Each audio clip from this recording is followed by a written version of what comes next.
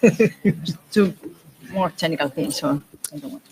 Hello, and welcome to this construction domain session as part of the Building Smart International Summit, Singapore 2025. Thank you for joining. My name is Laura, and I will be your moderator today. Today's session's title, we've got two different presentations. So the first one will be IFC 4.3, from BIM to better information management, leveraging IFC in the Silvertown Tunnel project. And the second one will be IFC 4.3, Infrastructure Implementation Working Group from Australia. The speakers for this session are shown on the screen. The session is scheduled to last 90 minutes, including time for the questions at the end. The session is being recorded and will be made available in the replay section of the event as soon as possible. Before I hand over to the speakers, I would like to remind you that this is a hybrid event. For online attendees, your microphone will remain muted for the duration of this session. If you wish to make a comment or ask a question, please use the chat box in the control panel. For the attendee here in the room, please keep the background noise to minimum.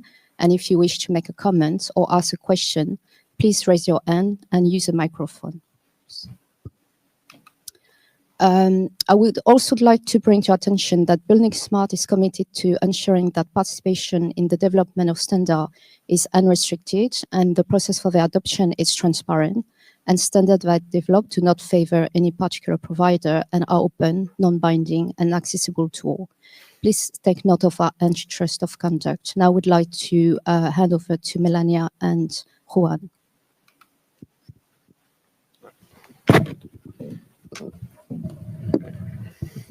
Hello all. Thank you all for being here today. It's a pleasure to see so many professionals gathering around IFC standardization and shaping the future of digital construction. Today, we will be discussing about IFC implementation in one of our large projects, in this time, the Silvertown Tunnel in London. But first, I would like to introduce both Melania and myself. Melania here on my left, she's a professional of Ferrovial working in the BIM space for over the last 8 years, with a background of working both in Australia and in London. She started back in Australia with us in a road project, and actually we started back together back then. Then she moved into the UK, taking the responsibility of being manager of the Silvertown project and doing actually a great job in achieving a completion on that project on the BIM space, and then moving back to Australia, helping us in the digitalization of one of our large projects, which is the Cobbs Harbour Bypass project in Australia. Myself, Juan Lopez de Vergara, I'm the head of innovation and process for Ferrovial Construction Australia, working in the industry for around 10 years in different areas of the business. My role is more into the digitalization, innovation, and processes space, but of course supporting Melanie and the digital team as much as I can. Okay. Today, the presentation from our side will be divided probably in 4 sections. First, I'm going to introduce you of the global strategy of Ferrovial and how we are trying to digitalize our company, our presence globally, and what we're trying to do. Then I'm going to hand it over to Melania, where she's actually going to introduce you the Silvertown project and the digitalization implementation on BIM and standardization in that project. And then, of course, a small conclusion. And if you have any questions, please let us know and we will address those. So this is a lot of wording, apologies for that. But basically, what is Ferrovial? For you that may not be aware of us, we are one of the large infrastructure companies in the world. We solve complex projects and we have a global impact on people's lives. We have a global presence with over 15 countries and more than 24,000 employees. Different business lines between construction, infrastructure, airports, and energy. We are listed in Spain, in the Netherlands, and as well in the US. Again, global presence. Right now, as you can see, we are operating in most of the continents, in Canada in Toronto Metro, in the United States with the different managed lines that we have around the country, in South America, Spain, Australia, and of course, the UK, where we're going to introduce one of the projects today.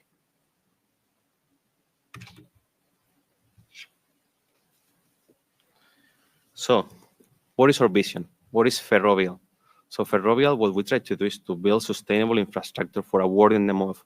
And what that means is that we need to achieve a good infrastructure systems for us to develop a more efficient way of building, and more efficient so we can actually have an operation excellence and innovate in our processes. We are leveraging on the different BIM implementation standard IFC in our different projects to make sure that we can be competent and we can be a sustainable business and be efficient in our operations.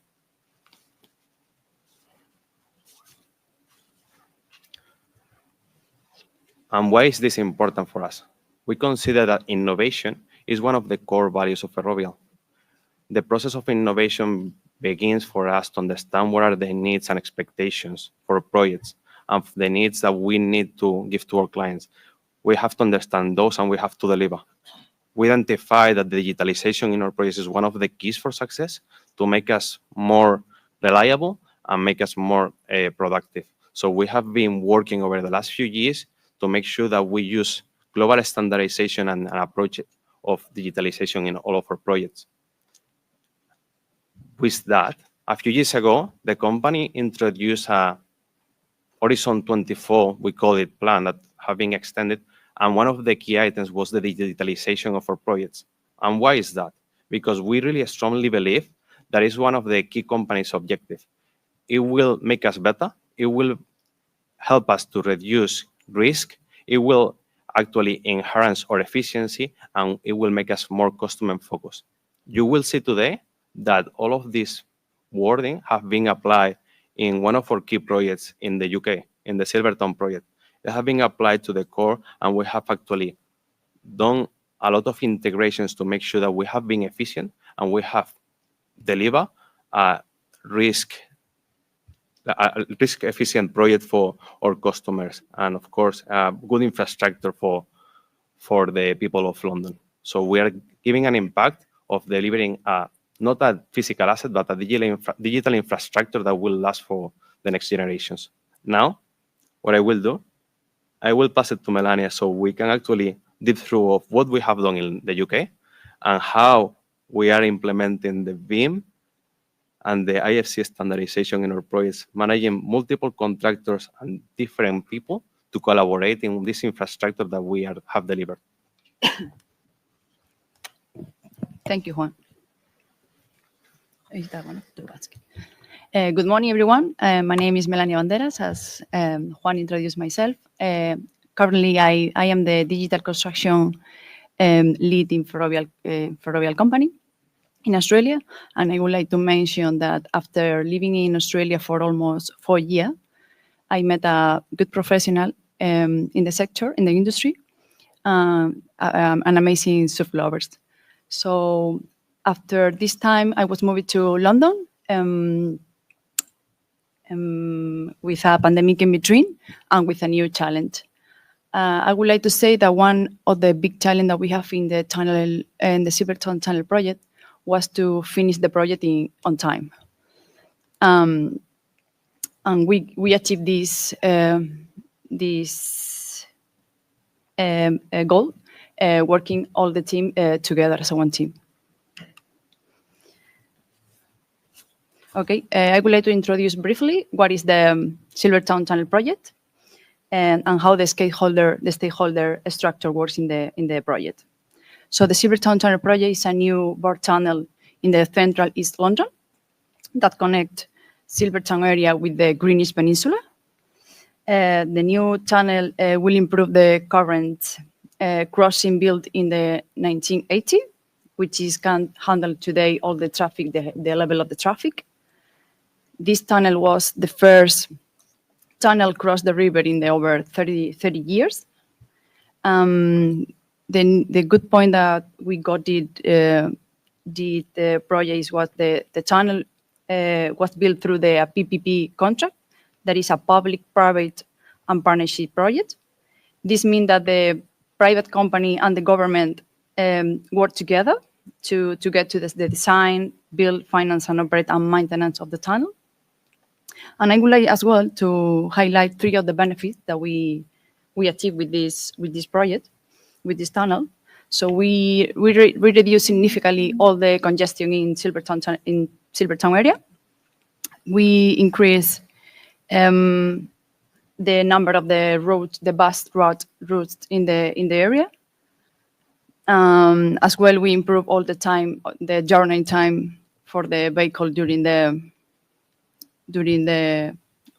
commute. Thank you. So now, as you can see in the diagram, the owner is Transport for London, is the TfL. They contract the Riverlinks SPV. So it's a group of company formed by Ferrovial, or Sintra is the concessionaire company, Aberdeen, Investis, and the SK Ecoplan. And between all of them, they managed to do a good delivery to the project. And after that, they subcontract the design and construction to Riverlinks CJV, so which include the Ferrovial Construction Company, Van Nutel, SK Ecoplan. This setup allowed to Ferrovial to have overseas all the project from the design stage and to the maintenance stage. I would like to say that thanks to this collaboration with Sintra, Ferrovial improved the design and they got like a coordination role in the whole project. And I would like to say that in the Riverlinks AGV, we divide the package between more than 30 different designers. So with this thing, we reduce the risks and involve all the specialist company. So due to the pre-agreement with the client, we require to have a BIM level 2. So the BIM level 2 means that all the parties involved that had to collaborate on a common data environment. And this allows them to work like or modify the individual models integrated in a federated model. So given that number of the designer working at the same time, we decide to implement a platform that provides access to like a live design environment. And this allowed to the designers working together with different departments and develop more accurate design for them. So here, as you can see, we decide to have the project-wise as a main tool to use for the design collaboration in the project. We decide to use as well like a project-wise, like for the handover for the client. And using this platform, we can export at the end the asset data management to Maximo. That is what the platform required by our client. And at the end, even we can transfer all the IFC drawing to the site platform. That is what the owner required to have all the construction drawing. So to get that, as you can see, all the designer has different preference, and we implement several plugins just to allow them working in a good environment. So some of them can work at the same time in the project-wide platform. With this integration, we create some plugin on the system. All of the designers can be used that platform to modify and create the new designs, and to ensure that all the BIM requirements were met before implementing the design in the live model. A step was included like at the BIM team. We can be part of the revision from the beginning until the publish of the delivery of the drawing. And you can see it's a BIM check step in the step 3, and that we can confirm that all the BIM requirement and all the CAT standard are included. So here, there are some of the automatization that we have implemented during the design stage. They were including in project-wise. So they can be very quickly running with intermediate steps. So one of the first one is the CAD QA code. We created a script that can be automatically run on the drawings generated by the different designers. And we can check the 15 attributes like the font type, the file data, the coordinates, the units, the title block. And this process takes about 3 seconds per drawing. So the second one that we implement is the automatic rendition. This one allows us to create like a PDF of the version of the latest model with the latest updates in the model. And it can be produced drawing every 5 seconds. And the latest one was include the deliverable management. This setup is an email system that we can send the links with the most updated drawings and model to the relevant team members. So we create over 50 distribution lists just to categorize all the requirements for them, depend on the designer. And we also provide like a communication records that can be helped to resolve issues in the for commercial issue in the future. So during the construction stage, we did some change. We optimized the processes. In these processes, the subcontractor has to design like the fabrication design. It's like more details in the drawings. And the designer, they need to include specific products and even the material that they need to use on site.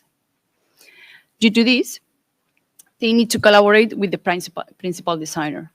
So at this time, the process was a bit complex because not all the subcontractors had the capability to do that and working in a live environment like project-wise. So we create like a parallel process calling under the name A-Site, where we can share all the information required for the subcontractor.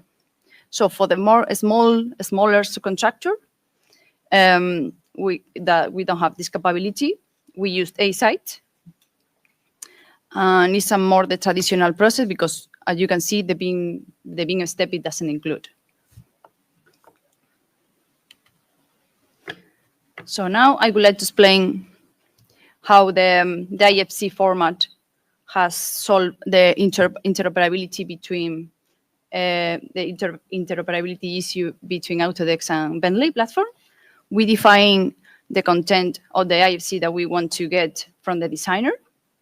And after that, we federate all the IFC with Bexel. We decide to use this approach because they allow us to have like a global IFC or even a specific IFC, depending on the requirement and the information that we need to deliver. And we can adapting this information depend on the requirement.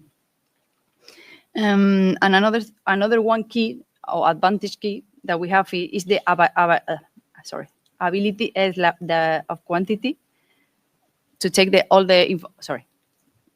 good point that we have in this case is to get all the quantity data from the models for the federating model. And I would like to mention as well that the global digital team in Ferrovial support this kind of workflow, and they can make it usable for the other projects around the world. So due to the type contract that we have with our client, with Transport for London, it was crucial to implement a good strategy. So for the asset data management in an early stage. So we discuss we have several meetings with the client and the owner, and in this case, Transport and SPV. And we define a strategy where we can define the structure that we need to have a smooth operation and maintenance process. So we managed to incorporate the requirement in an early stage, during the design stage. And we ensure that the 15 parameters, like the location, system, main material, are included in the model by the designer. So due to the amount of the data, we develop a tool using under the name Power BI and UVCAD. And with that with the dashboard, we can check all the parameters and all the elements are complete or not. If some of the information is missing, we can identify very quickly in the main dashboard which element they need to be complete. I would like to highlight that this process was coordinated just for one person, and it was due to the good strategy at the beginning of the design. Okay, so I missed one. Okay, I would like to explain more in detail what is the transformation from the building information modeling to the better information management. So the translation process that we have, we start with the basic or traditional BIM model with the IFC and the NATIS file. We implement some of the innovation that I mentioned before with the design and the construction stage, helping with all the digital team in Ferrovial. Using that progress and that innovation and workflow that I explained before, we can get like a simple link with the model, with the quantity, with the summary of the project. So they don't need to have like a specific knowledge or technical knowledge just to understand what is the results. So we did this, or we prepared this translation process because sometimes the high people or the people that are not related with our area, with the digital things, they don't know what is the benefit of that, or can they understand the things.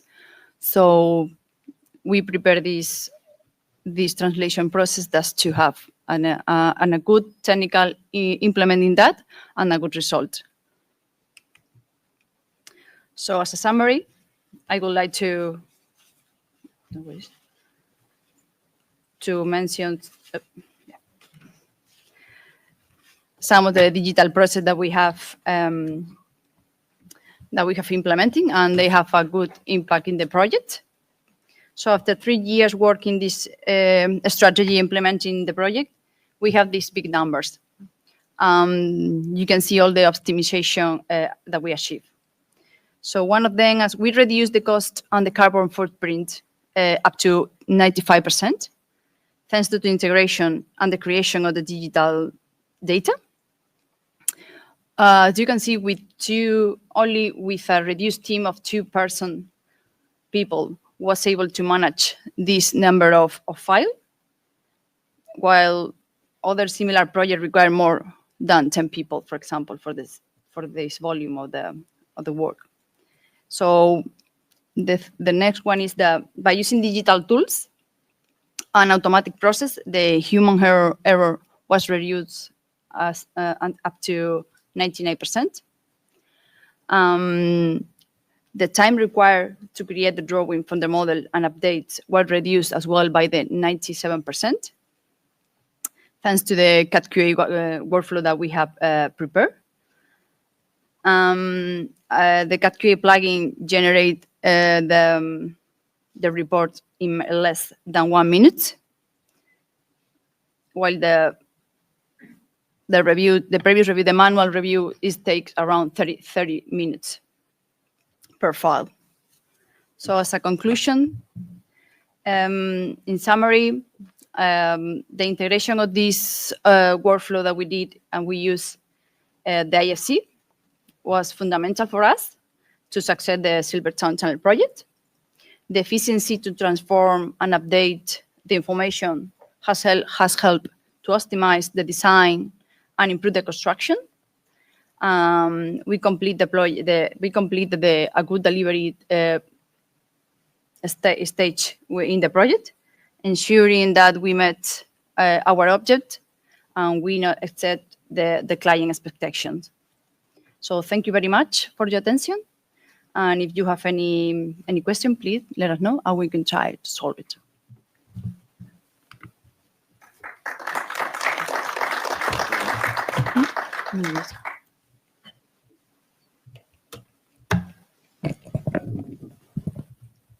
Is there any questions?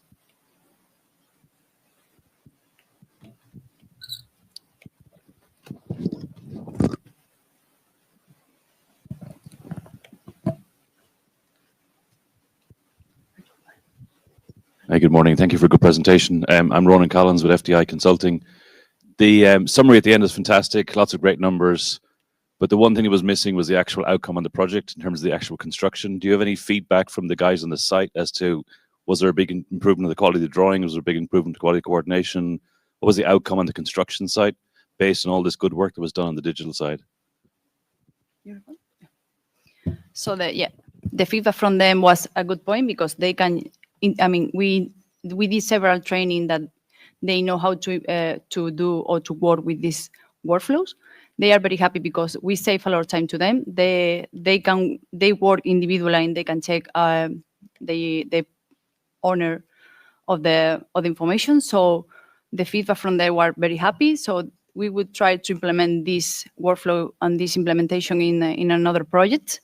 So we receive a good feedback from our client, because from the beginning they see that everything is clear. They have access at all the models and all the information that we have from the beginning, so they can see how they will hand over to them, see the smooth process to them. So it was so good. Thank you.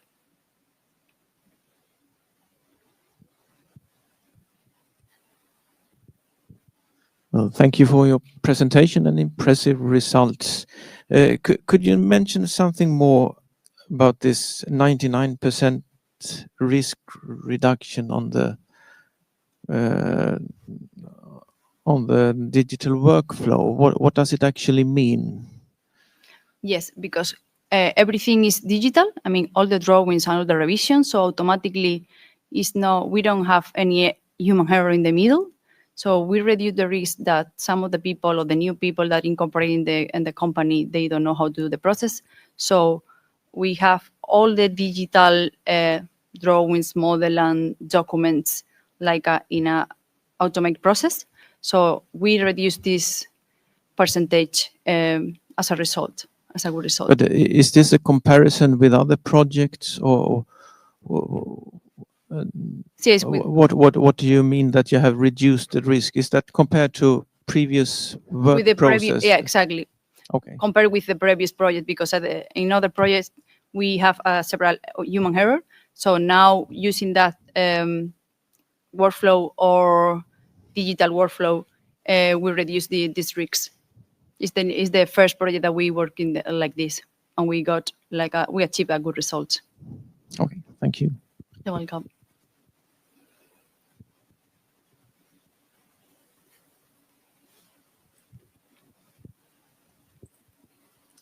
Hello, great projects, but I was thinking it's a tunnel, and you were using IFC, and there's a IFC tunnel project to extend the part of the IFC schema.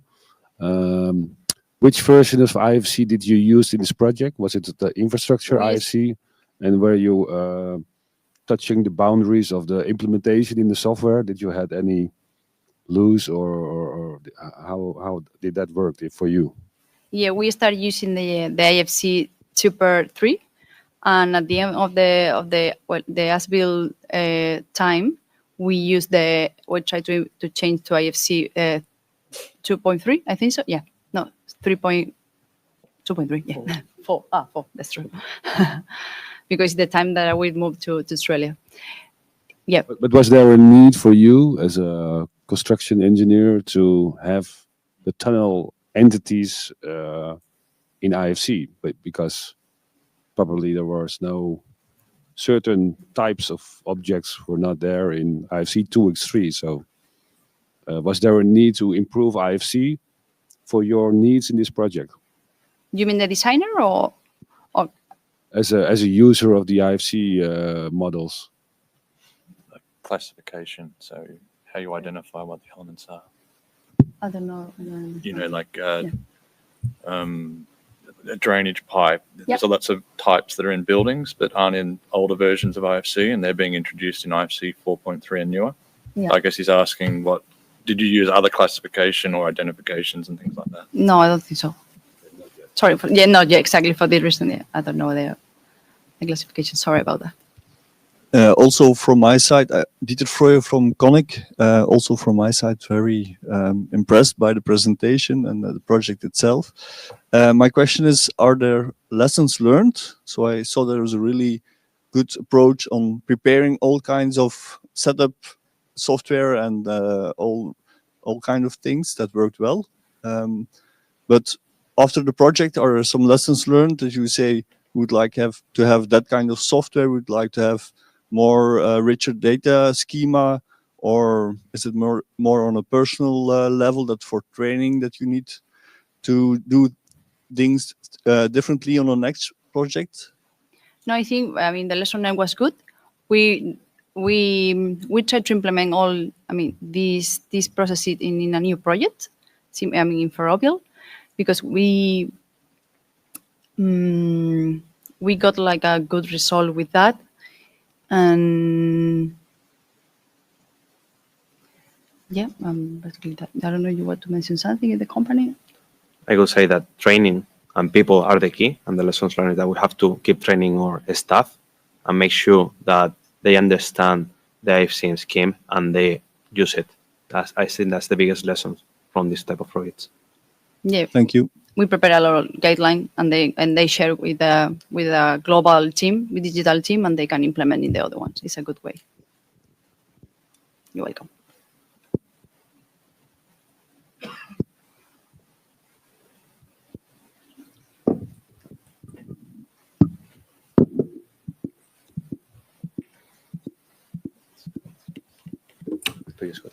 Yeah.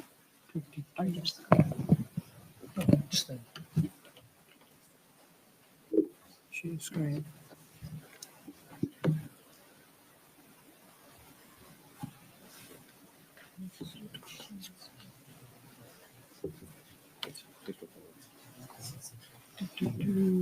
Sorry.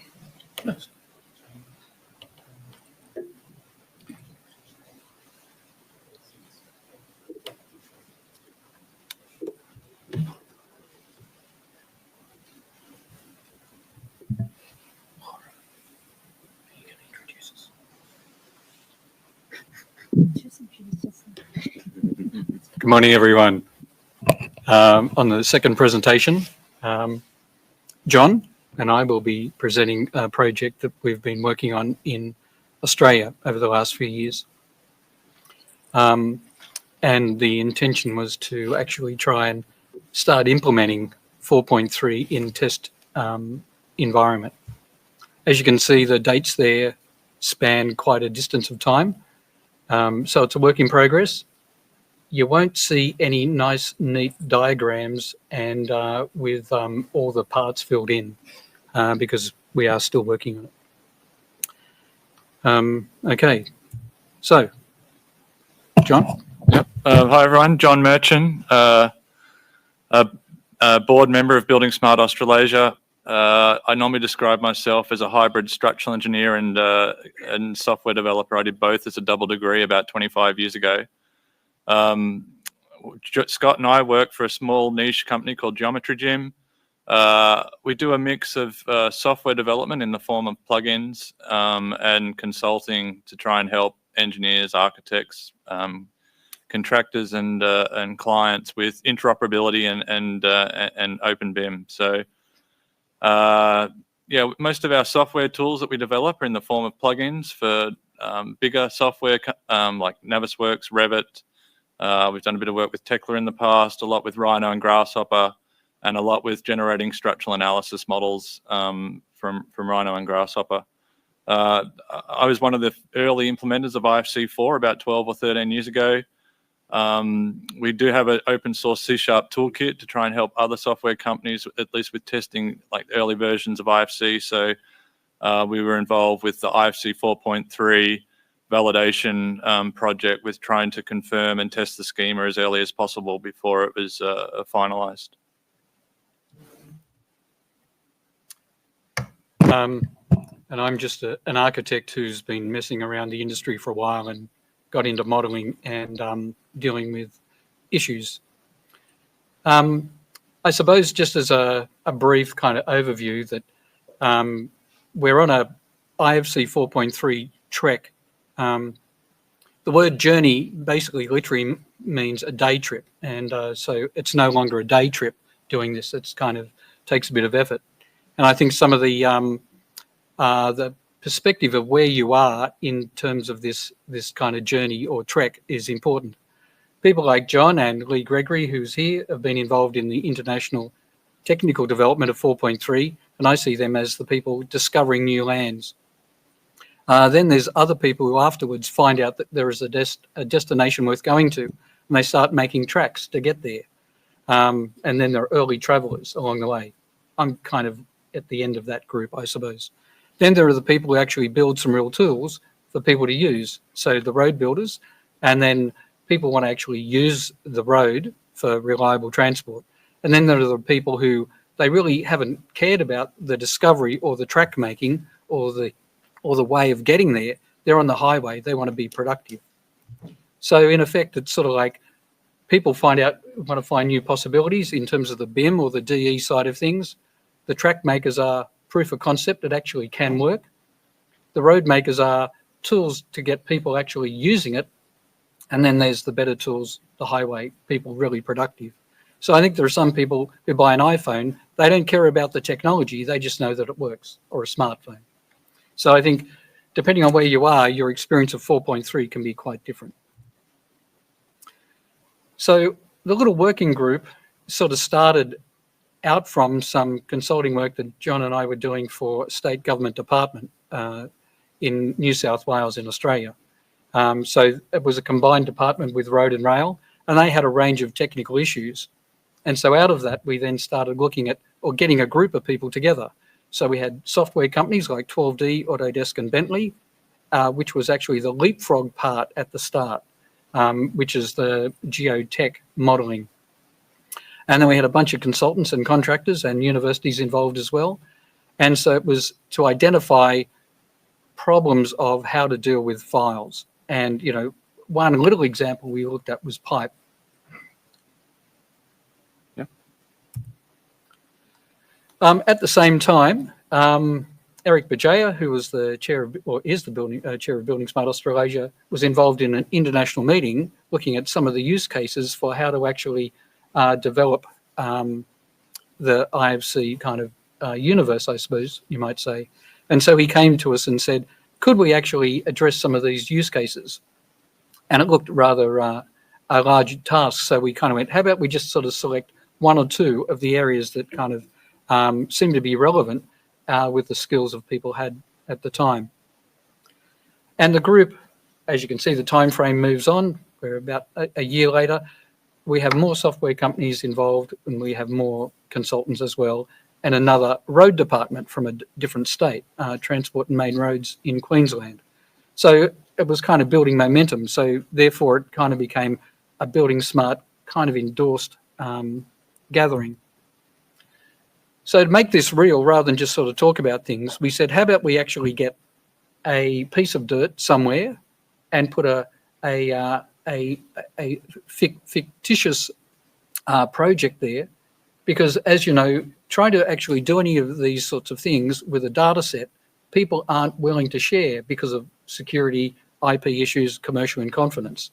So we just grabbed a chunk of Sydney and we told people that, you know, this is fictitious only, so don't get worried, you're not getting a road and a bridge through your green space.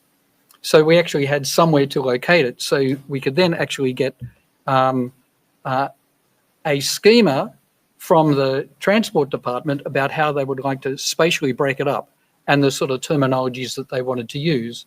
So it kind of was showing how we could actually implement their their digital engineering framework in an IFC 4.3 space. You got that shot? No, please. And also as part of this, we actually wanted real terrain. So we ended up with a piece of the universe. And this is, as you can see, just shown in Celebri. So there's a bit of undulation there. I hope you can see. So we had a piece of ground. John Mitchell, who's been involved from Australia, has been involved in buildingSMART for many years, had worked on a model setup IDM a few years ago with Lee Gregory from Australia and a number of other buildingSMART people internationally on georeferencing. So this became quite an important issue to actually try and address, because in our conversations with people in the transport departments and also consultants and contractors in particular, one concern they have is that they get data sets that don't actually exist in the same part of the universe. You know, I'm sure you've kind of experienced that. And so one part of the transport department was their surveying section. And it became evident that there was not just one survey that was required, but multiple surveys. So we end up here with a number of, you might say, use cases for saying, well, what thing are we actually wanting to obtain? Now, being able to differentiate these are important, because if someone says, I need a survey of the site, what's the purpose, what amount of detail is required, and how's it going to be used for downstream or archiving purposes? So being able to kind of differentiate the types were important. And of course, the transport department had their own strategy document for briefing people on these sorts of things. And the content of these, as you can see, you know, a string line is kind of one type of data, terrain, geotech, and so on. How that was supported in IFC was kind of part of the challenge. So as part of this, John Mitchell was looking at how to actually represent vertices, segments and strings that are the relevant kind of objects in the surveying space. Often in the past, you would bring survey data into an IFC viewer and nothing much would exist because it was not a graphic element. It had just data in behind. So this was, again, showing how we could actually collect the data and represent in the correct IFC class. That's... IFC has been focused on buildings and particularly solid geometry, extrusions and solid shapes. So IFC has actually been capable of all sorts of advanced features, including other representations, including IFC 2x3. So you actually can use older versions of IFC for infrastructure projects quite successfully. But obviously, there's been a massive effort in the 4.3 extension of IFC to standardize and more formally support many other concepts, including work zones and surveys, and have classifications and groupings and systems and all sorts of other relationships that can be supported using this data model. Another issue that came out of this sort of testing was finding a viewer that would actually support 4.3 geometry. And of course, you can see the two images on the bottom right-hand side, the Echo viewer. And so it's been interesting sort of trying to find capable viewers along the way. So this was kind of early on. This was sort of 2021, 2022. Of course, this is when COVID hit and things sort of changed things somewhat. Having Leapfrog involved, Leapfrog, which is part of Sequent, which has now been bought by Bentley, so in the Bentley universe, we actually gave them the information that you see on the right-hand side, a data log, a log of boreholes, and then they created the geometry so we could actually visibly see what that information on the right-hand side that we traditionally would actually receive, that probably only a geotech engineer could visualize and kind of interpret.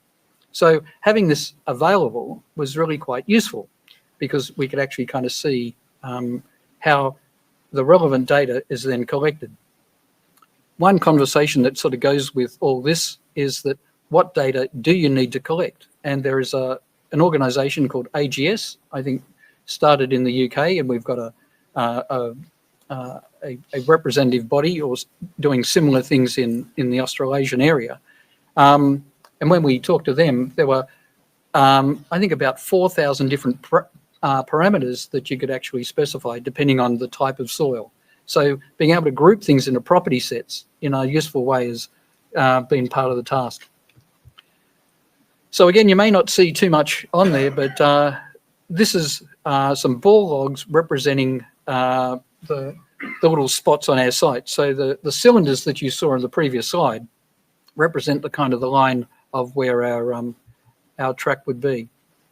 But then again, zooming in one's disk in that bore log, you can start to see the amount of data that was actually then collected within it, which originally existed in that PDF document. So being able to visualize this is really quite useful. And then here is where they've done an interpretive model from that information to create a terrain. And so once we see a terrain, and then with, in this case, a road design in there, we could start to see relationships and how we could then start to maybe alter the design based on the information that we have. I guess it is interesting because digitalization is binary. It's on or off, and models are often interpreted literally, which is, I guess, part of the challenge particularly. And I'm not an expert in geotechnics or even infrastructure per se, but obviously it can still help others that aren't as experienced in a geotechnical field to understand the at least expected site conditions. But yeah, IFC 4.3 also does have means of storing or recognizing risk and uncertainty and things like that. But again, these are kind of advanced concepts, but at least understanding these concepts are here and discussing them hopefully might help software vendors and things support those sorts of concepts in the data models they produce. When we talked to geotech engineers in the transport department, they were horrified to see something like this because they said, you don't know what's actually there. And you're making all these assumptions. And it's interesting, you talk to them and say, well, how do you deal with data already? Because you've got all these isolated little bits. How can you tell what's in between? And they'd say, well, we actually draw a section and we kind of interpret that information. And you go, but you're just doing an interpretation from the explicit data anyway. So in some ways, this, I think, helps at least the contractor who knows that it's not exact information. It gives them a better understanding of what the site could be. But I suppose it's acknowledging, what's the risk involved. So this is just so Lee Gregory from 12D, he had this design actually modelled. So this shows the road and a road junction. We've got a bridge and a tunnel. So it showed that actually, and this was done in 4.3 back in May 2021. The trouble we had in some ways was that what piece of software could actually import this so we could use for a bit of collaboration. And I think that was kind of the frustration that a number of people had, that we weren't able to kind of do something else with it. We can see it in a viewer and we can represent in particular ways. But so there's now obviously been almost like 4 years development since. So we were a bit hampered along the way. But I think it showed the capability of some software to create 4.3 files back then. Again, for the transport department, they created their own amount of parameter information that they wanted attached to objects. This just showed the 4.3 schema could support that. Well, that's a pretty trivial thing, but for them it was important. I think a lot of the things that they required were a bit unnecessary or duplicating other concepts in IFC. Yeah, so I mean, the point of the data model exchange is to allow multiple contributions from different disciplines to design, develop and construct the project and maintain it afterwards. So part of the little, and these are fairly simple prototypes and maybe too simple, but again, the idea of it being trailblazing or or proving the standard before it was published was a useful exercise. So this was part of a little bit of work I did about how I could take a space or extrusion swept corridor shape and then intersect that with the geology model, and then start to produce earthworks cut and fill, or in particular earthworks cuts, including the types of soil that you might expect. So to do some basic quantity takeoffs and geometric exchange of what those earth cut shapes might be. We also had contractors involved in the group, and they then started to say how they wanted to have their information categorized. So in this case, they're saying we actually want to have a spatial breakdown, which is, of course, that's what contractors want to do because they need to schedule work or quantify it and then schedule it and then control that over time. There's the spatial breakdown of the different materials vertically as well. So they were saying, here's the kind of schema that we want to bring to information that gets produced in this case, in a road example. So it was good having someone who's far more downstream than surveyors and road designers. This brought us to the question of what's the purpose of the group? That seeing our technical development was kind of like hampered a bit by the lack of other tools to take in the IFC 4.3 prototypes. The group kind of had quite a broad spectrum of people. And I think there were at least 3 different groups. There were the people who were at the cutting or bleeding edge, developing stuff. There were the people at the other end who were just there for education. And I was quite happy to have as many people there as possible because we're part of buildingSMART. We're trying to raise the level of information and education in the industry. So this little concept here was just sort of showing multiple software. If it's exported with a classification of using IFC class and predefined type, then the receiving software has got something known that they could kind of link to. And it's very crude and a simplistic example, but it just sort of went to show some of the kind of the intricacies of why we're doing it. And then it developed into something like this, where when people say, I hit the IFC export button after making something, there's a whole universe involved in that. So it was, again, to try and pull the parts away from each other to then go, well, there are people who are involved in the inputs, getting the surveys and all that information. It might go into an authoring software where something is done to it, and that software might have a particular data schema. But then to export to IFC, there's a whole process there in the IFC export mapping, which I think is something really important that designers in particular need to understand more. 2 days ago, some of us went to an Autodesk presentation about the Cornet X system and how to actually implement it using Revit. And their conversation was pretty much all about what I would say here in terms of this diagram of stage 2. You create your model, but you still have to then get it in a form to export it properly to IFC. And then to explain to people, well, in IFC, there's not just the class and predefined type, but then there's all the properties and property sets and how you would relate to those. And we didn't talk too much about or put much effort into 4.5, the stages 4 and 5, but in 6, it was like, well, what's the end result? How can we actually use this downstream? So it was kind of like, and again, I call it a sandbox because this is kind of the way we're testing things. Again, to raise the level of understanding in the industry. A little tangent. Transport for New South Wales, the government department, because they amalgamated their road, their bridge, their rail, their ports and waterways departments all together, they wanted to have a master classification library.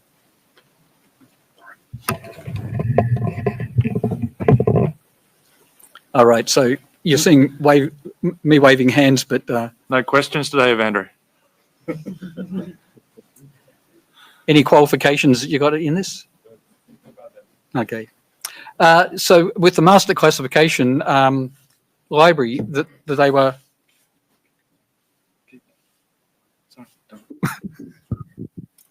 No, thank you. So they had a range of different data that they wanted to have associated with their modeled objects. And so there was this whole other thing of how do we actually get data into models. It's not terribly exciting in terms of an IFC thing, but it was then trying to come to grips with how do we actually sort of join things together. Another part of that is there's an organisation in Australia called NatSpec, National Specification System, and they developed a thing called a properties generator. And this helped people to kind of understand, or at least a way of getting into finding out what properties could be attached to particular entities. And it was a useful tool, and is a useful tool, and they're developing that as well. Days and weeks and years went on. You can see this is now 2023. And so the issue of how we deal with carbon was raised. And I think this is kind of a good area and relevant area. And I'm sure all of you have had to deal with or try and come to grips with carbon accounting. And so it was to show how ICMS 3, which is kind of looks like it'll be taken on and used in Australia, is a way of being able to group volumes and then assign carbon values to them. And I think when people see that the quantification for cost and quantification for carbon was kind of identical in terms of its structure, people went, oh, so this is easy then. Well, one part is quite easy. And just to show how the categories would map across quite well. One little example in the bottom left there, where you see the curb example, the Transport Organisation only asked for the length property associated with curbs. Now, that's fine, but they also then have a specification for the profile of the curb. But if you're doing carbon accounting, you actually need the volume of the curb. And when we went to the software company saying, can you export that? They said, sure, but no one's ever asked for it. So it's trying to ask all the right questions to get the information built in so people don't then have to do a calculation downstream, which of course people can do. And so it was trying to point out in the IFC schema, there are existing properties that exist. Let's use them so we don't create another property in which is of the same concept but of a different name. How are we going? Okay. We had a little industry gathering in March 2023, and this was a bit of a summary about the greater number of tools that were able to export 4.3 and the number of viewers and software that could support 4.3. Again, I put preliminary across there because, as you know, every day things change along the way. So the issue was how do we actually make sure we can validate this information when we get it from one source to a different location. And that agreed consistency has always been a bit of an issue. Our little working group covered other sorts of things. I mentioned quantities and carbon calculations. Mapping in our part of the world, that they've chosen to use Uniclass. And so at one stage we had a good conversation with NBS in the UK about how to actually connect their NBS classifications to the IFC class and enumeration. We also presented and talked about IDS and BSDD.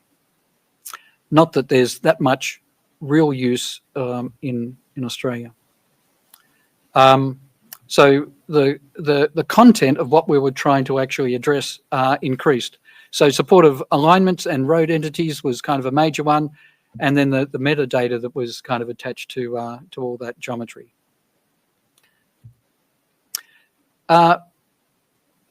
Regularly, we had updates from the software partners, so Trimble and Autodesk. Not that I'm going to show what they've updated, but again, it was over time we actually had their updates. We also had updates from 12D, of course, and Bentley. So one of the government departments who were involved in our project, TMR, they have their specification is for bridges in their state to be modelled in Revit. It was, I think, almost by default that they created this as their standard, but that is the kind of the environment in which they work at the moment. And their current standard, and you can download it off the net, specifies the objects mapped to IFC 2x3, which is, of course, as you know, rather limited.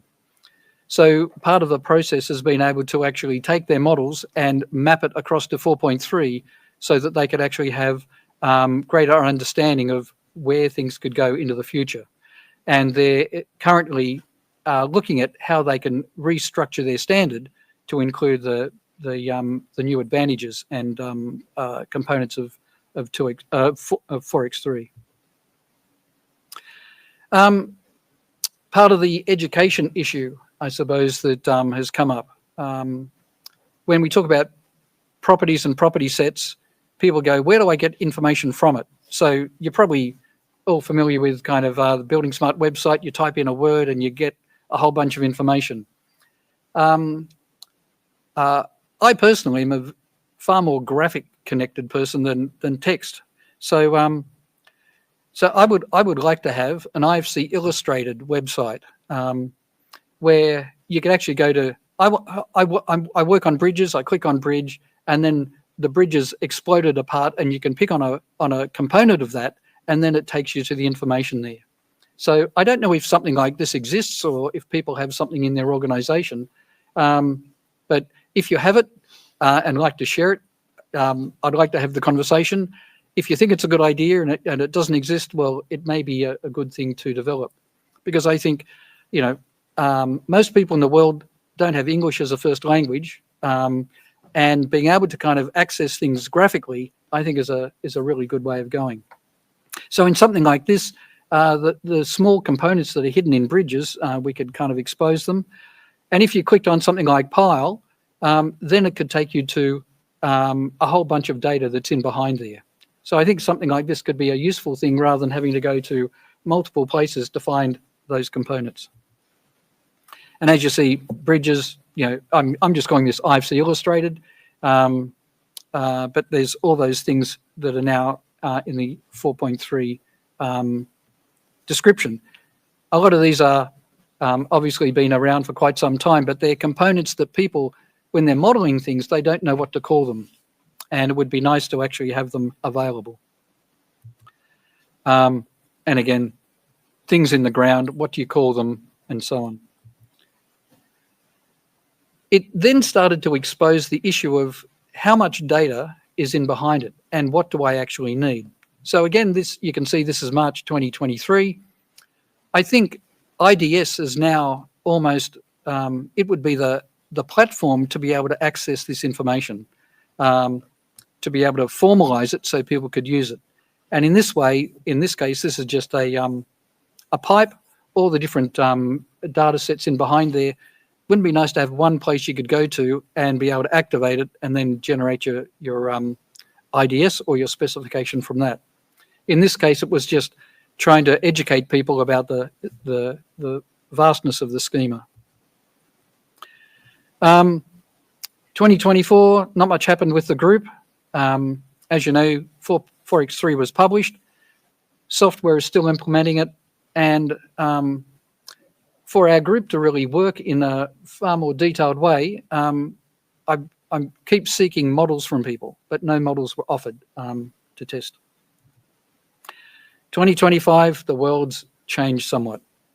We've got some bridge models and some rail models and some survey models. This is a rail model which has got a maintenance building. So there's a building, there's services in the building, there's track. I don't think there's any overhead wires in this, but then there's road and the surrounding areas. All these files were in 2x3 originally, so I've just exported it out, and as you can see in Celebri, I've remapped it as accurately as I can for us to have a conversation about how we could start creating better models So this information can be taken upstream. And then the objects that have the property sets and the quantity sets in there are then accessible for people to actually use. Survey, one thing they've tried at TMR in Queensland is to actually create a geometric object which represents survey points.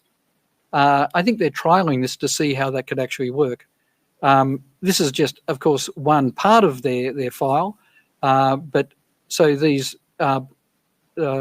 vertices that make up that string represent lines on retaining walls or barriers and things like that. So it's kind of another way of going, how can we actually see things that we can actually latch onto and use?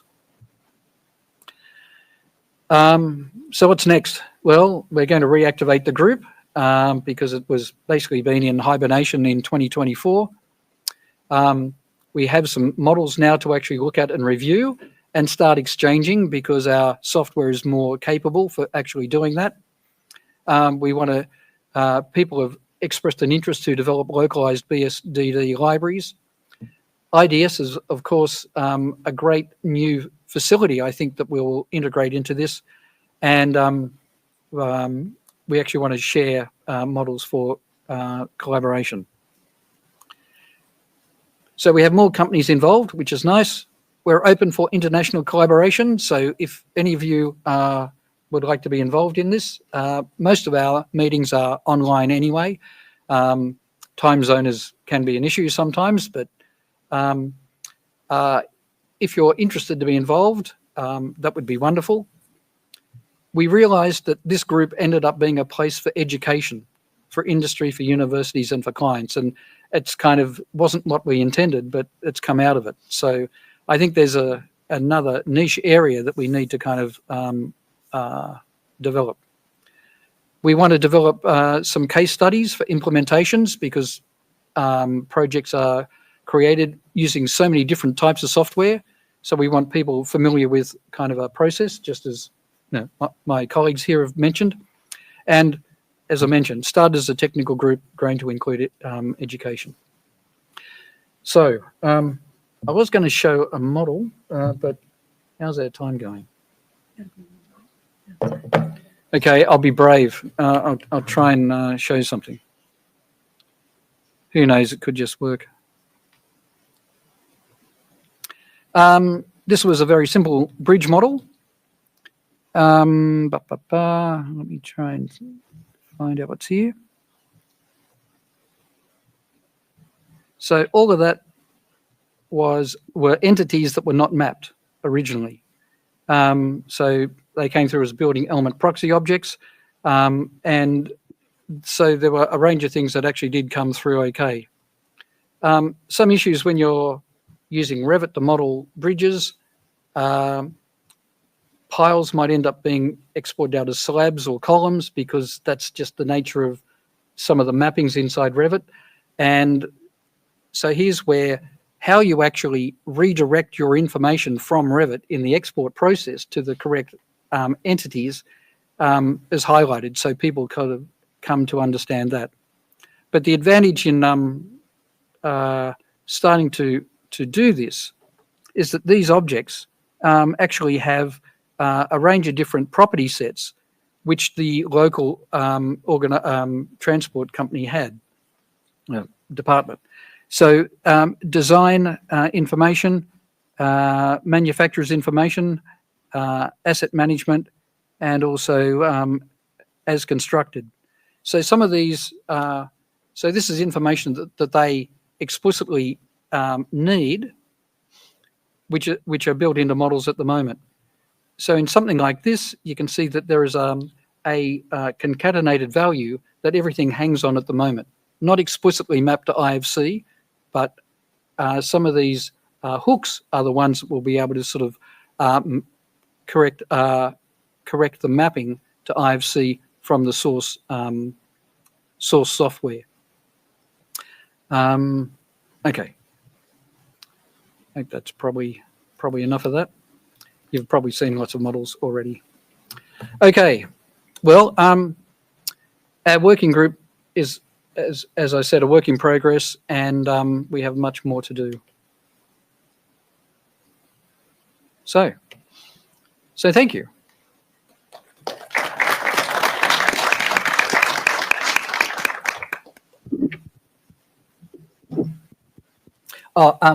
Seeing we're from Australia, I brought some Tim Tam biscuits. They're very nice.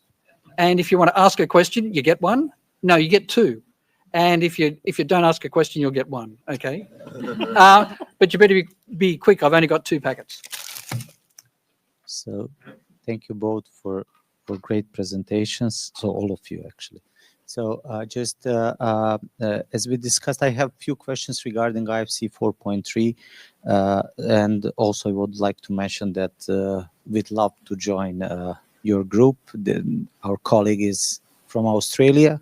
And so he could, I believe, fit and understand much better than. Okay, so yeah, we are looking forward to this. So my question is related to specific things which are important. You mentioned this briefly in construction management and related to IFC alignment. So just give you background. So in Bexel, it's easy to cut the elements on a building levels or per axis and so on, and you define the templates and everything works, and we try to keep the GUIDs and add new properties. Okay, now it's better? Yes. Sorry. So this you can cut the pieces, and the use case mainly is to cut the elements, to keep GUIDs, and to calculate automatically geometry-based properties because you're using them in quantity takeoffs, cost estimates, progress, and so on. So with IFC 4.3, when it was released, I immediately told my colleagues, of course, there is the obvious idea to cut the elements across the alignment. And you define for each certain group, let's say curb, half a meter, asphalt coating, 5 meters, and you name it. And we got, thanks to buildingSMART, all sample IFC files, not too many are available, as you know, and everything worked perfectly well. So you're able to easily cut the elements and keep the GUIDs. But when we tried, and then I asked colleagues, okay, that's great. We are working on a lot of very nice infrastructure projects, let's say using Civil 3D and other tools. And even the most experienced guys working on a lot of European projects could not export the data properly. So I know you're from Geometry Gym and dealing with all these issues, and you put the slide. So my question basically is the following. So first of all, is it possible to do that? Maybe the engineers don't know how to do that. Is there any specific requirements how to do the modeling? Because they use the traditional modeling, they use always. And last, because that would be really helpful, because that will allow really contractors to immediately cut this. And the last issue is GUIDs. So what we do in Bexel when we cut the elements, we keep the GUID of the original source as an assembly, and then all the pieces are cut and use a change information so we could perfectly match them next time. The problem is that, I'm not the expert in this, but in Civil 3D, whenever you slightly change something, it creates completely a new GUIDs, and then all workflows, so tracking the progress, all the elements built in the past, you need, then we use some smart selection sets in order to map this back and so on. So what's your experience with this, and are there any solution how to deal with this? I think this is why Scott wanted me to sit up the front with him. Yep.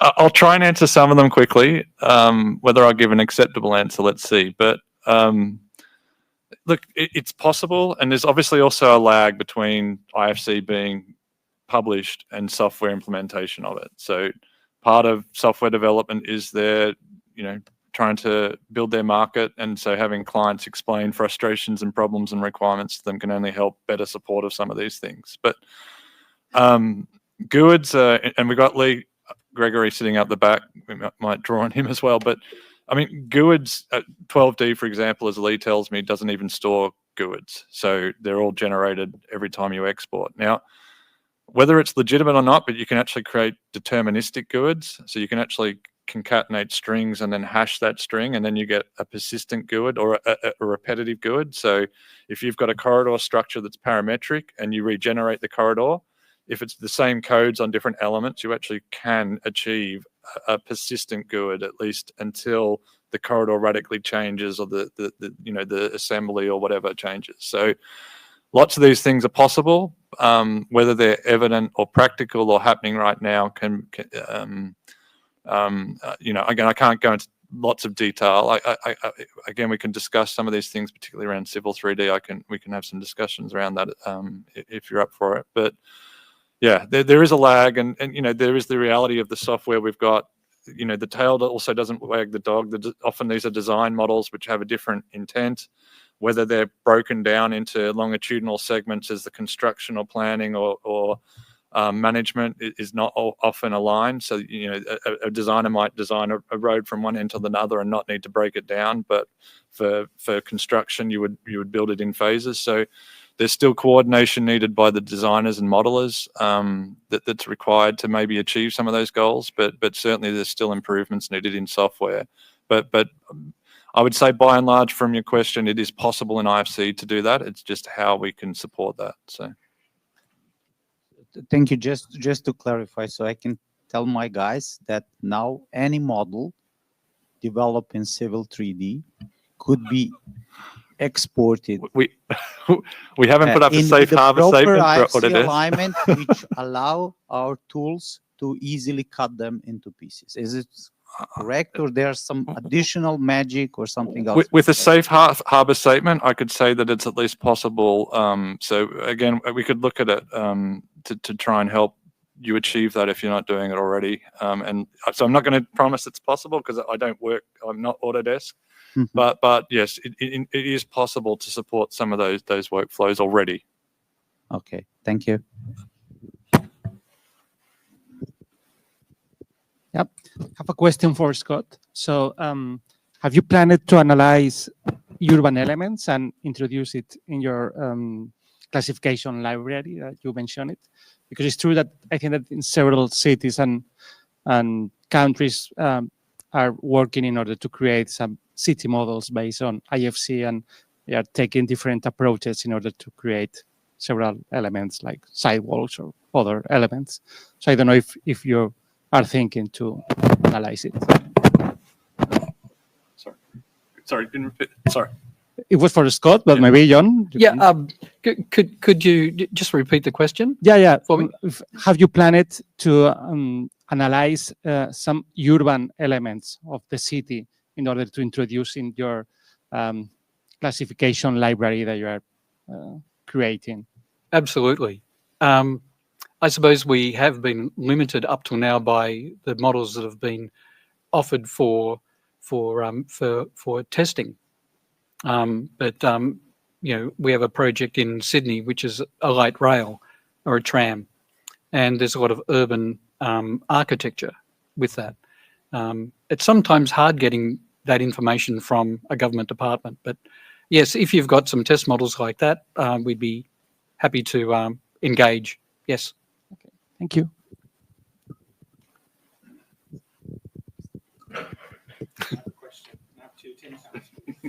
Sure. Thanks for the presentation. I guess I have two questions. One that's maybe a quick answer, another bigger. First question is around, you mentioned that you actually had to recategorize or reclassify everything in Solibri. Can you speak to that process and how much time it took, and is there a way around that that process? And the bigger question is, you showed a lot of with the rail, for instance, model, stuff that belongs more to the GIS domain. So where do you sort of see that interplay between now BIM and the GIS space, and how does the IFC 4.3 fit into that that discussion with interplay between BIM and GIS?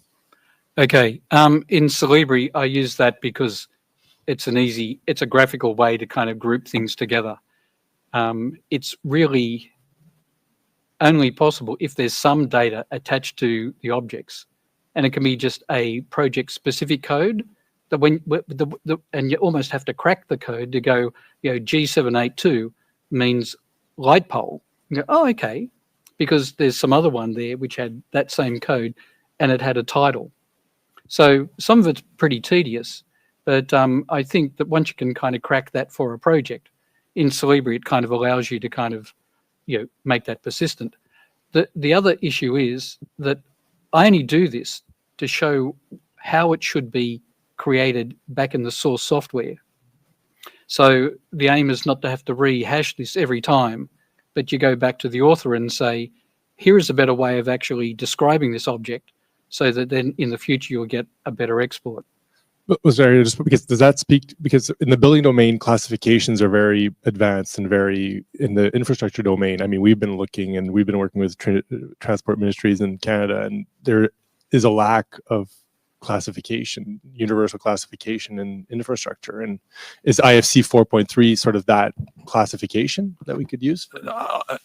Here's my contribution. So a lot of infrastructure models are already coded. So a feature line or a survey string, or a solid or a shape has generally got a code. Or there's also CAD standards. So there's CAD layer naming conventions. So as humans, we've typically interpreted CAD based on a naming convention of a layer or these sorts of approaches. So they're typically and again, I'm not an expert, but there typically is classification in infrastructure models. It's just using a different coding system. Now, IFC is a standardized classification, so it's not as comprehensive a classification system as Uniclass or Omniclass or some of the other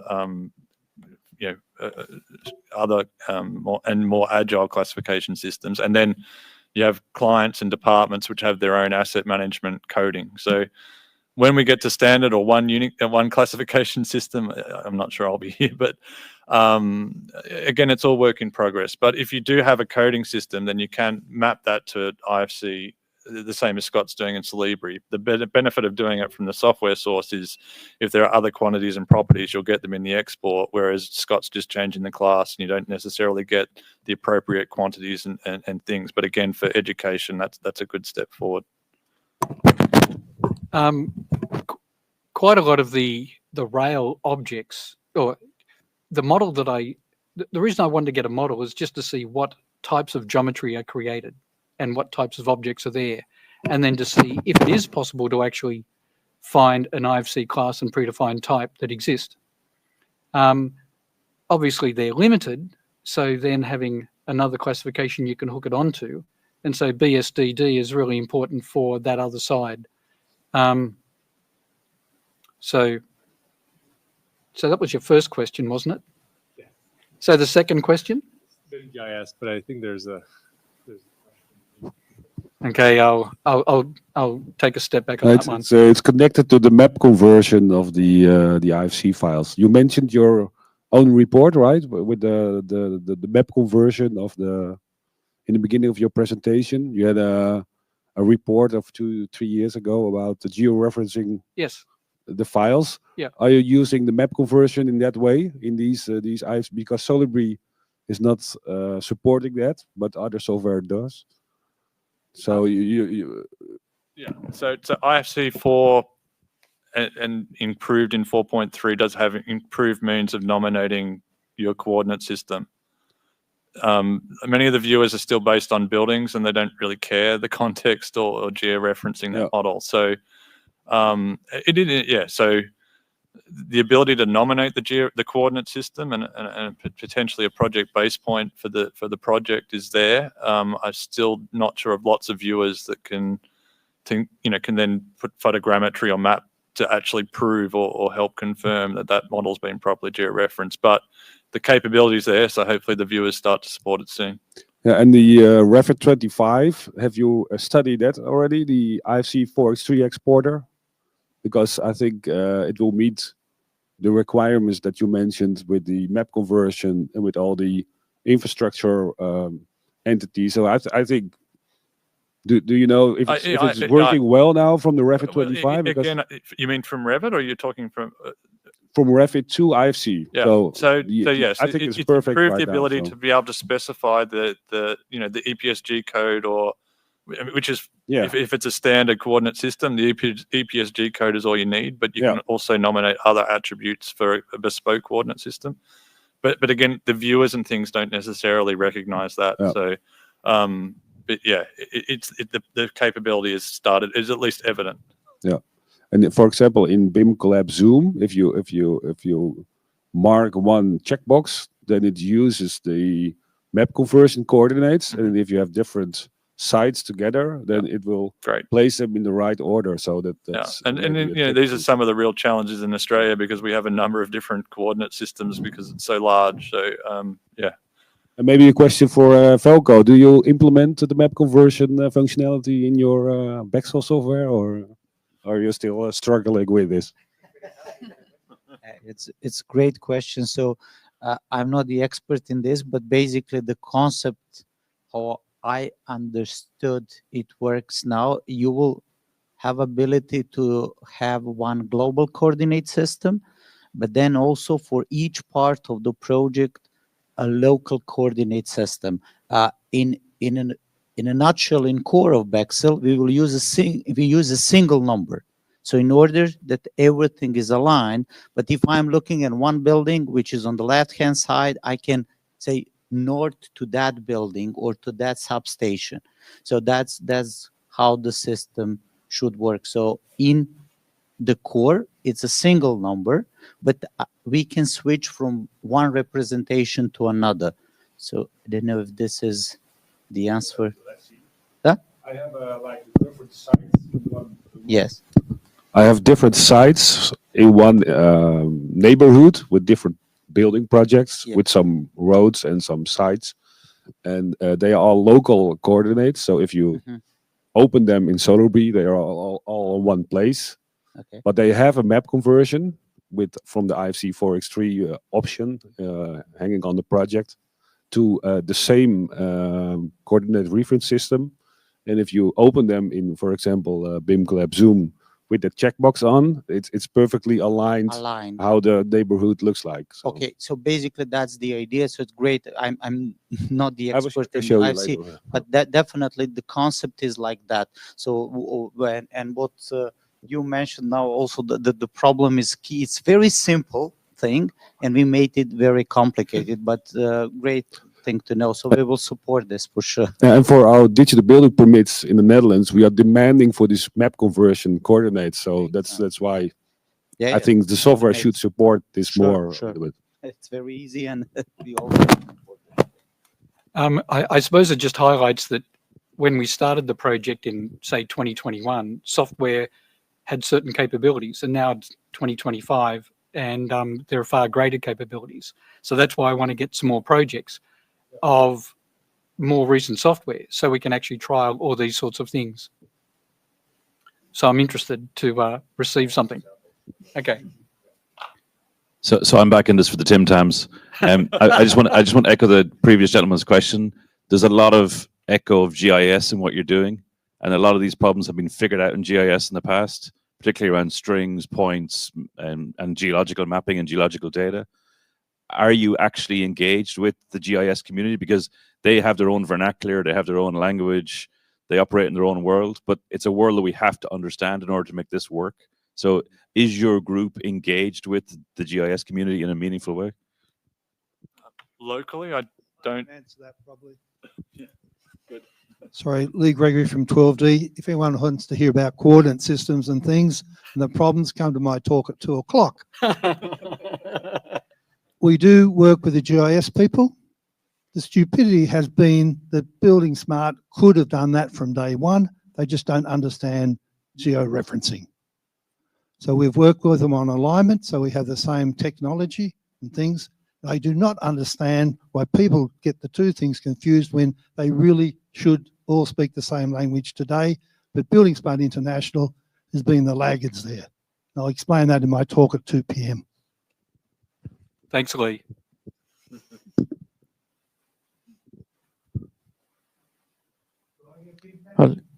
So, certainly. Well, I'm very happy to hear that you're doing all this work coordinate system is certainly one of the big issues. But I also have a question regarding the spatial breakdown. You mentioned something in the beginning here that you were using a breakdown of your own. Or did you manage to use the suggested spatial breakdown for the road design, or how did you do that? I'm going to talk from a bias point of view. So, it's very hard to have no one can agree on a standard spatial breakdown for a start. Is the bridge in the site? Is the bridge in the road? Does the road reference the bridge? Again, baby steps and early success helps. So I would say at the moment, I'm looking at it from a civil 3D background, which is the one I know the best, but you have a natural corridor which is broken down into baselines and baseline regions, and then assemblies and sub-assemblies. So you have a built-in spatial structure or hierarchy that's provided there, and it's actually pretty easy then to export and at least have that evident in the IFC file. Whether that meets the expectation of the client or the contractor or the designer is a different question. So it's at least evidence or a step forward, but whether you can actually deliver the spatial structure that's required or needed is a slightly different discussion. Just a couple of days ago, when I was talking with Lee Gregory, he said that 12D is now supporting spatial hierarchy. And we haven't had a chance to actually trial any of that. So I think civil and software is starting to recognize the need to actually build that in. So I'm looking forward to actually trialing that. I just want to mention plugging also tomorrow. There's the BIM-GIS session at 11. We'll be able to talk. So I guess it's better late than never if we start getting that between BSI and OGC to try to align that discussion. So you're welcome to join. Last question. Well, if that's it, the Tim Tams are still here. And for those of you who've asked a question, you're allowed to have two. And if you haven't and you're quick, you can have one. Okay. So thank you very much. And I'm glad we've had a robust but very fragmented conversation, because that's where I think we are at the moment. And we need to start talking and trialing things so we can actually get things to work. So thank you very much. Thank you, Laura, for putting up with late hand-in of information and setting things up. She's an absolute wonder. So thank you, Laura. And thank you for coming.